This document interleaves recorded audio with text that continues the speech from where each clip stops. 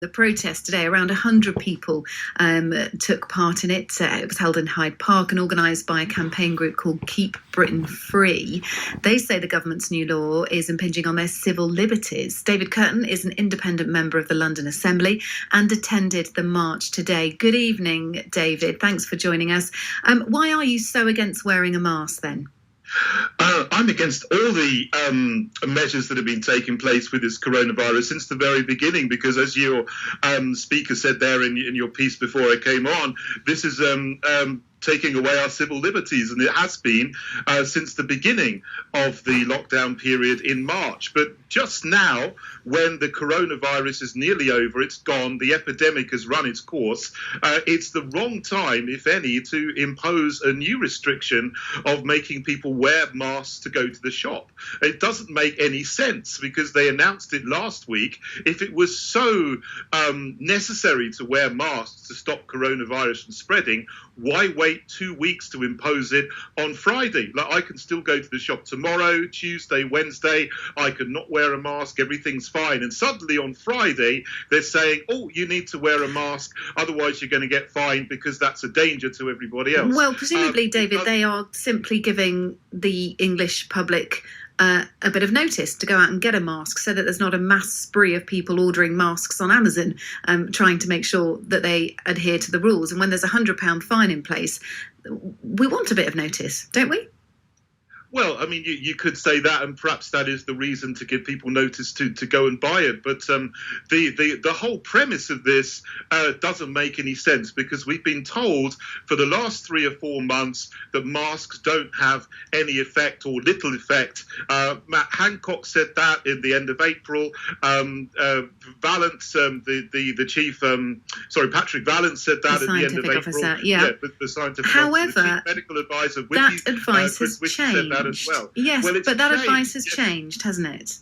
Well, it's the World Health Organization has changed the advice, and they spent 6 months saying that you don't need to wear a mask. Suddenly, at the end of the epidemic, they've changed their advice to say you do need to wear that. But they admitted that that was not based on scientific evidence, that was based on political lobbying. So it's not based on the science. It's not based on observed evidence. It might be based on some kind of modelling, but modelling is different to observed empirical scientific data, which has shown all the way through that masks don't have any effect, or very, very little effect, on stopping the spread of coronavirus from one person to another. But if they have very little effect, isn't that 5 or 10% effectiveness enough for you to not want to take the risk, for you to not want to risk infecting other people? And this is where the strongest evidence is, of course, that face coverings are effective in reducing source virus transmission, i.e. outward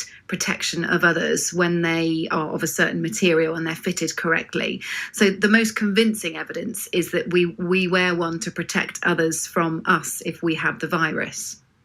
Well, this is what surgeons and doctors do when they're in the operating theatre. They wear masks when they're, in a very serious situation, when they're doing open surgery on someone, so that any virus or bacteria they have doesn't get into an open wound or an open source of operation in the operating theatre. So, of course, you've got to have a medical grade mask for that. But, the advice that the government is giving is cut off the bottom of a T-shirt and stick it over your face.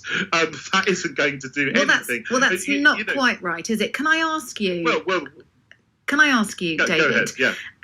Have you been on a packed train in the past, a packed tube train?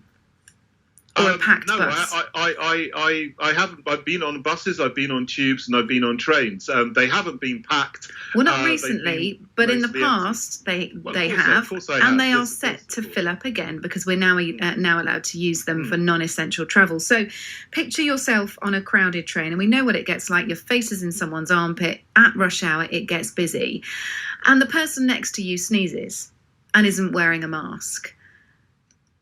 Would that be okay by you?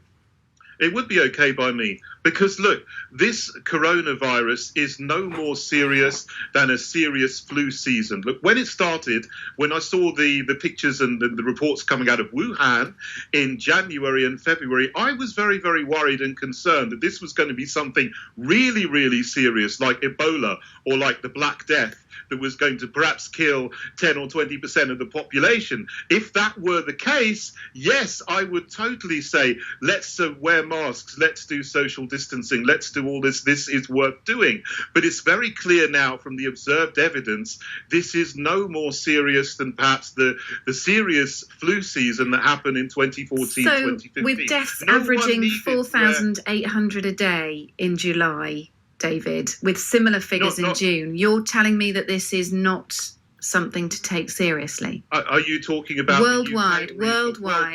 And this pandemic is not over, is it? It is far from over. Well, in the question there, you're comparing two different things. We're talking about the imposition of masks in the UK. Now, you're talking about worldwide, and the pandemics are at different stages in different countries. Well, I was questioning you saying that it wasn't as serious as flu, and it wasn't as serious as Ebola. When there is mounting evidence, there are statistics there for all to see. Let's just move on from that. The statistics, the latest day we've got is 11 people died yesterday. So the figures in the UK are very, very much lower. But that's because we've had a period of lockdown, David. And hang on, but that's because we've had a period of lockdown, and we've come out of the period of lockdown, and we're being encouraged to use public transport, to go back to work, to keep frequenting shops. And there are people now going into shops where they would only online order before. And to try and keep us as safe as possible, the government is saying, look, there is mixed evidence, but there is some evidence there that suggests that wearing a face mask does help. And if there is, even if it's 5% of evidence, for me personally, I'm going to put that face mask on, because why would I want to dice around with that 5%? Do you urge people not to wear masks, or are you respectful of people who want to wear them? You just won't wear one yourself? Everyone's got to make up their own decision about this. I mean, I'm not going to wear a mask myself, but I don't think it's necessary. Well, I think what the government should be doing is saying to people, look, if you want to wear a mask, go and wear a mask if you want to. Advise people, they can give their advice if they want to, but I think it should be voluntary. It should be perhaps advice if that's what they think, but it shouldn't be mandatory, because in looking at the curve of the epidemic, it's almost gone now. The most severe measures should have been taken in April, when there were 10 to 15,000 excess deaths per week over the 5-year average. Now, the ONS publishes these weekly statistics of deaths in the UK every Tuesday. For the last 3 weeks, the weekly deaths have been below the 5-year average. So right now, there are less deaths than normal in the 5-year average. So there's no need to take any of these measures. The time for that was in the past. It's not now. I think the government is wrong on this. And I think, we need people to actually stand up and say, look, I'm looking at the evidence. I'm looking at the observed data, not the political position, and this is what I think based on data. So you're taking, a stand against the advice that the World Health Organization has issued. 86% of people in Spain are wearing masks, 83% in Italy. Both countries have had fairly successful ways out of lockdown. We know that there are little spikes in there. Of course, 82% of people in China are wearing a mask. Even 73% in the US are wearing a mask. Tell me, David, when you go into a shop from Friday and you're not wearing a mask and you are asked to wear a mask, what will you say? Well, I think people in shops have been advised not to question people saying that that's up to the police to do that. So what if the police arrive and start to issue you with your £100 fine? Well, I will have a discussion with them. I don't know what I might say to the police, but I mean that's getting away from the original point. Well, no, it isn't. Because you're talking about different countries and different measures that they've taken. But I mean, I would point to some other countries that have taken a different path. For example, Sweden. has taken an entirely different path to the UK, to Italy, to Spain, and said everything is voluntary. We advise you to social distance. We advise you to take precautions, but they left the pubs open. They left the shops open. They didn't give any advice to go and wear masks. And they've got a much higher death toll than countries like Sweden and Denmark and Norway. No. The UK has got a higher death roll per capita than Sweden, and so has Italy and Spain. Yes, Sweden is higher. But countries who locked down very, very quickly, like Norway and surrounding countries, Denmark, don't have that. I think, David, you're not talking about Italy and Spain, so you're being very selective with the countries you're using. You compare Spain and Italy to Sweden. They had very, very severe lockdowns, and they came off worse. So did Belgium, if you look at the statistics per capita. So you can't use that as an argument. You've got to look at all the countries. This, to me, David, seems more like it's not about the face mask, it's about the response to the pandemic, and the not wearing a face mask is your way of saying I don't agree with how the government's dealt with the pandemic here in the UK.